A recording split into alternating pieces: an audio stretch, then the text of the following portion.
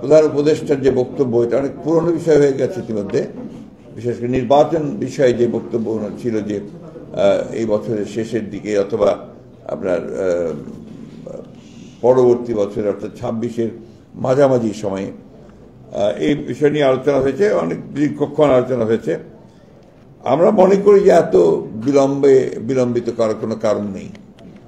আমরা মনে করি যে এখন যেহেতু আপনার নির্বাচন কমিশন গঠন হয়ে গেছে এবং আপনার মোটামুটি একটা স্টেবিলিটি এসছে আপনার গভর্নেন্সের মধ্যে, গভর্নমেন্টের মধ্যে, সেই ক্ষেত্রে এই নির্বাচন অনুষ্ঠানের জন্য মনে হয় যে আপনার বোধহয় এই মাসেই বোধহয় আপনার নির্বাচন সংস্কার সংক্রান্ত যে কমিটি, সেটার বোধহয় রিপোর্ট এসে যাবে, হ্যাঁ কালকে দেবে। সুতরাং আমার মনে হয় না যে এটা আমরা আরও বিলম্বিত করার প্রয়োজন আছে, কারণ যত বিলম্ব হচ্ছে ততই রাজনৈতিক এবং অর্থনৈতিক সংকট আরও বৃদ্ধি পাচ্ছে। জাতীয় স্থায়ী কমিটির সভা অনুষ্ঠিত হয়েছে গতকাল রাতে। এই সভায় কয়েকটি অত্যন্ত গুরুত্বপূর্ণ বিষয়ে আমরা আলোচনা করেছি। এই বিষয়গুলো নিয়ে আমি আপনাদের সঙ্গে শুধুমাত্র যে বিষয়গুলো আলোচনা হয়েছে সেই বিষয়গুলো উল্লেখ করব, আর বাকি কথাগুলো আমি আপনাদের সঙ্গে যে কথাগুলো আছে সেগুলো বলবো। কিন্তু বিস্তারিত আলোচনা নিয়ে আপনার তথ্য নিয়ে পরে আরও দুটো আপনার প্রেস কনফারেন্সে আমরা যাব। সেই জন্য আমি আজকে খুব সংক্ষেপে আপনাদের সামনে আমাদের বিষয়গুলো নিয়ে আসছি।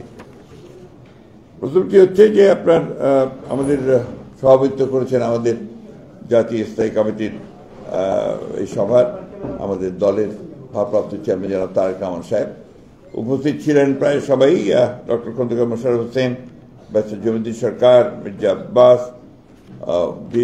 অনলাইনে ছিলেন ডক্টর আব্দুল মঈন খান, জনাব নজরুল ইসলাম খান, আমি নিজে, জনাব আমির খসরু মোহাম্মদ চৌধুরী, জনাব সালাউদ্দিন আহমেদ, বেগম সেলিমা রহমান, জনাব ইকবাল হাসান মোহাম্মদ টুকু, মেজর অবসরপ্রাপ্ত হাফিজউদ্দিন আহমদ বীর বিক্রম, অধ্যাপক ডক্টর AZM জাহিদ হোসেন, উনিও অনলাইনে ছিলেন। সভায় আমরা এই সাইবার সুরক্ষা অধ্যাদেশ, যেটা আপনার খসড়া করা হয়েছে, এই খসড়াটা নিয়ে আমরা আলোচনা করেছি এবং বিস্তারিত আলোচনা হয়েছে। এটা সম্পর্কে আরও বিস্তারিত তথ্য নিয়ে আগামী 2-1 দিনের মধ্যেই আমাদের একটা প্রেস কনফারেন্স আমরা আলাদাভাবে এটা অনুষ্ঠান করব। এটা আমাদের ডক্টর মঈন খানকে প্রধান করে প্রফেসর AK মহিদুজ্জামান এবং ব্যারিস্টার কাসেম কামাল সহ একটা কমিটি গঠন করা হয়েছে। তারা এই বিষয়টার উপর একটা পেপার রেডি করবেন, সেটা নিয়ে আমরা আবার আপনাদের সামনে আসব। তৃতীয় আলোচনা যেটা হয়েছে এটা হচ্ছে যে প্রধান উপদেষ্টার যে বক্তব্য, এটা অনেক পুরনো বিষয় হয়ে গেছে ইতিমধ্যে। বিশেষ করে নির্বাচন বিষয়ে যে বক্তব্য ছিল যে এই বছরের শেষের দিকে অথবা আপনার পরবর্তী বছরে অর্থাৎ 26-এর মাঝামাঝি সময়ে এই বিষয় নিয়ে আলোচনা হয়েছে, অনেক দীর্ঘক্ষণ আলোচনা হয়েছে। আমরা মনে করি যে এত বিলম্বিত করার কোনো কারণ নেই। আমরা মনে করি যে এখন যেহেতু আপনার নির্বাচন কমিশন গঠন হয়ে গেছে এবং আপনার মোটামুটি একটা স্টেবিলিটি এসছে আপনার গভর্নেন্সের মধ্যে, গভর্নমেন্টের মধ্যে, সেই ক্ষেত্রে এই নির্বাচন অনুষ্ঠানের জন্য মনে হয় যে আপনার বোধহয় এই মাসেই বোধহয় আপনার নির্বাচন সংস্কার সংক্রান্ত যে কমিটি, সেটার বোধহয় রিপোর্ট এসে যাবে, হ্যাঁ কালকে দেবে। সুতরাং আমার মনে হয় না যে এটা আমরা আরও বিলম্বিত করার প্রয়োজন আছে, কারণ যত বিলম্ব হচ্ছে ততই রাজনৈতিক এবং অর্থনৈতিক সংকট আরও বৃদ্ধি পাচ্ছে। কারণ আমরা বারবার করে বলছি যে আসলে নির্বাচিত সরকারের কোনো বিকল্প নেই, এটা গণতন্ত্রে এটাই হচ্ছে সবচেয়ে ইম্পর্টেন্ট বিষয়। তো সেই ক্ষেত্রে আমরা মনে করি যে এই বছরই মাঝামাঝি সময় অর্থাৎ আপনার জুলাই আগস্ট মধ্যেই নির্বাচন সম্ভব। এবং আমরা এই কারণেই আমরা সরকারকে আহ্বান জানাচ্ছি, নির্বাচন কমিশনকে আহ্বান জানাচ্ছি এবং রাজনৈতিক দলগুলির প্রতি আহ্বান জানাচ্ছি যে দেশের বৃহত্তর স্বার্থে এই বছরের মাঝামাঝি সময় নির্বাচন অনুষ্ঠানের জন্য আমরা ব্যবস্থা নিতে পারি।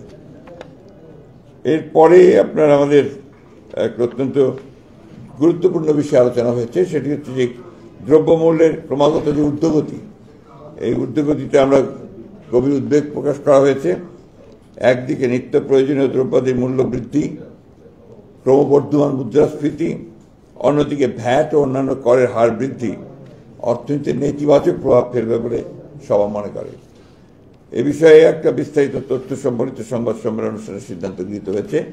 জনাব আলমগীর খসরু মাহমুদ চৌধুরীকে আহ্বায়ক করে আপনার আমাদের চেয়ারপারসন উপদেষ্টা জনাব ইসমান জাবিউল্লাহকে নিয়ে একটি কমিটি হয়েছে। ইনারা অবিলম্বে অর্থাৎ আগামী এক সপ্তাহের মধ্যেই তারা এ বিষয়ে একটা প্রতিবেদন দেবেন, যেটা নিয়ে আমরা আবার আপনাদের সামনে আসব।